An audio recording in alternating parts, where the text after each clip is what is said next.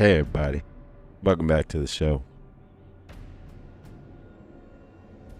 Today's episode is the Varangian Guard. 100 proof, no apologies, big drip retelling of the baddest squad to ever stomp into history. Straight out of Scandinavia, like pit bulls on a mission. We're talking about the OGs of violence. The Death Before Disloyalty Brigade. The Nordic Hit Squad. These motherfuckers became the Emperor's private security and gave zero fucks about your status. If you're here for a history class, have a seat. If you're here for axe swinging savagery, betrayal porn, and modern parallels that make you squirm in your Tesla seat, buckle up. Imagine you're a Viking in the 11th century. Your beard is crusted with sea salt because you've been on the open ocean. Your favorite cousin just got eaten by wolves.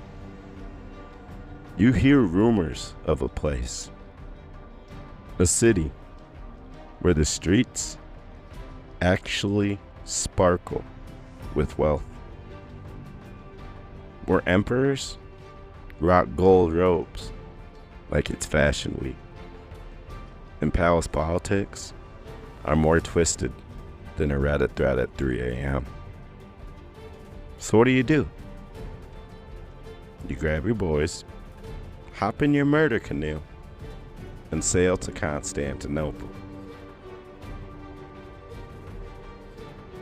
Now you're a Varangian. You show up like, hey, I can kill people good as fuck. And the Emperor says, cool, here's a mansion and a paycheck. Now guard my ass. The guard wasn't just muscle. They were the Emperor's final boss. Everyone knew if the Varangians were moving, somebody fucked up. These weren't your typical soft motherfuckers. These were gym rat berserkers with doctorate degrees in destruction. Their armor was dripped the fuck out. Their swords were heavy, like consequences. And when everyone in the palace was plotting betrayal, the Varangians were in the corner drinking in silence, watching everything. One eye on the Emperor, another eye on the exits. They didn't need words. They had motherfucking axes. Fast forward. The Byzantine Empire is on its midlife crisis. Emperors changing more than TikTok trends. Corruption, kind of similar to the US, off the fucking charts. Royal family, worse than the Kardashians. And who's still holding the line? Who still wakes up, sharpens their swords, and does their fucking job? The Varangian Guard. But you can feel the shift. The Empire's bloated, running on vibes and religious delusion. The soldiers are underpaid. The people are pissed. And then, like a drunk ex showing up uninvited, the Fourth Crusade crashes the party. They're supposed to be heading to Jerusalem. Instead, they sack Constantinople. You heard me. The Christians rob other Christians, burn churches, loot art, turn the city into a live-action GTA lobby. And guess who stands their ground? The motherfucking Varangians. While nobles are dipping left and right, the guard is on the walls, throwing bodies and catching arrows. They go down swinging, not whining. It's a vibe. A tragic, epic, legendary vibe.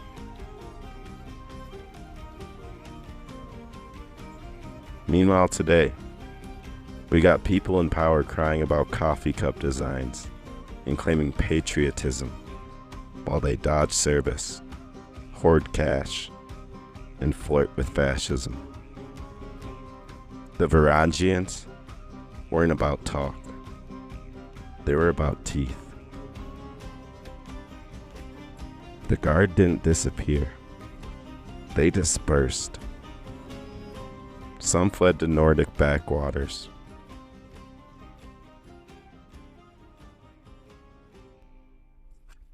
Others married into Greek bloodlines.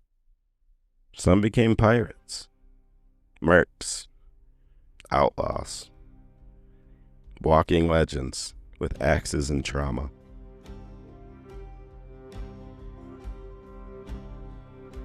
That DNA is still pulsing in the kid who doesn't back down from a bully, in the worker who shows up even when the boss lies, in the whistleblower who doesn't stay quiet.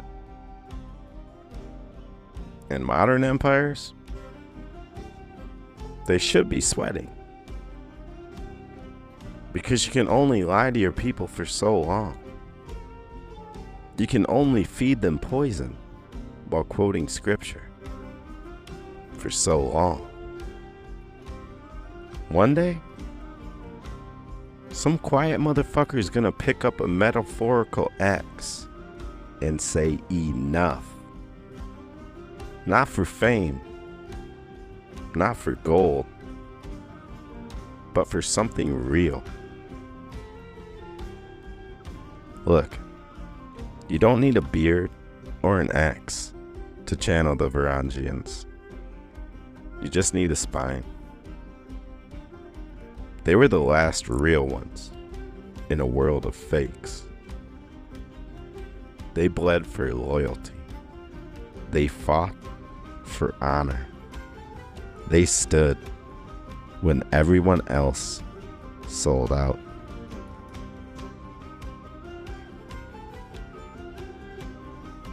Maybe take a moment to reflect on how some modern day leaders seem more obsessed with their own legacy than the people they're supposed to serve. Some even pander to the loudest voices in the room while whispering to the worst ones behind closed doors.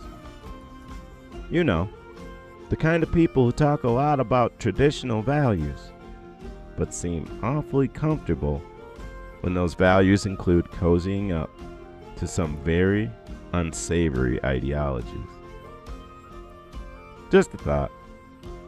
Now back to the blood and glory. Let's talk about the death spiral of Byzantium and the final days of the Varangians. Byzantium was bloated. It was a crusty shell of what it used to be. The emperors, bunch of cokehead clowns in silk robes. Corruption is so thick, you can chew it. Every noble's got a dagger and a back to stab. And who's still doing the dirty work? The Varangian Guard. Still holding the gates.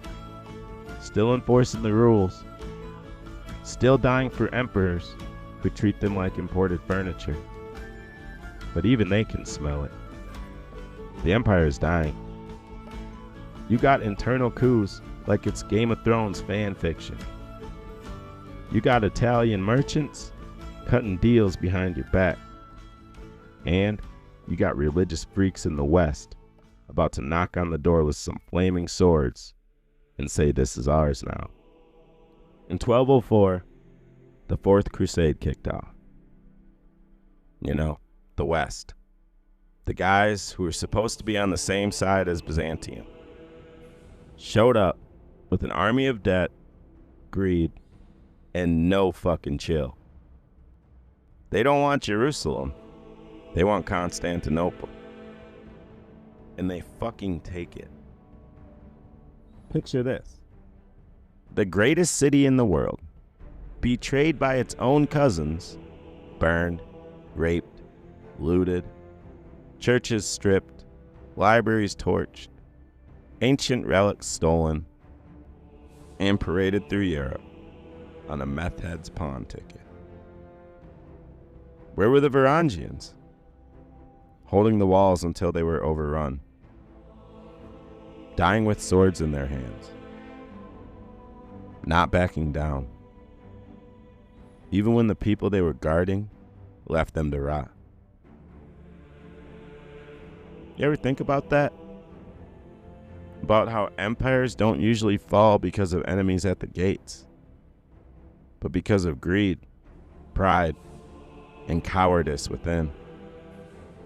Not because of the poor or the different, but because the elite trade conviction for comfort and truth for power. After the sack, some Varangians fled. Some stayed and became guerrilla defenders. Others vanished into the countryside, married into Greek families, or joined pirate bands in the Aegean. But they didn't disappear. You think that kind of rage, that kind of honor, just vanishes? Nah, fam. It went underground, into bloodlines, into family stories, into tattoos and old knives buried under floorboards. The Varangians never blamed the weak. They protected them. The Varangians didn't preach values. They fucking lived them. And the Varangians didn't build walls. They were the fucking wall. So remember this. The next time someone grandstands in front of a flag, quoting half a Bible verse, while doing nothing harder than a podcast appearance. There were once men who swore loyalty to an empire they didn't belong to, who fought until the walls came down, who burned in the ashes and never begged. They were the fucking Varangian Guard. Stay sharp. Stay loud. Stay safe. There were once men who said nothing and still made the world listen. This has been the Time Machine Diaries. I'm Cullen. And this was the Varangian Guard Drip Edition. We don't do history. We fucking live it.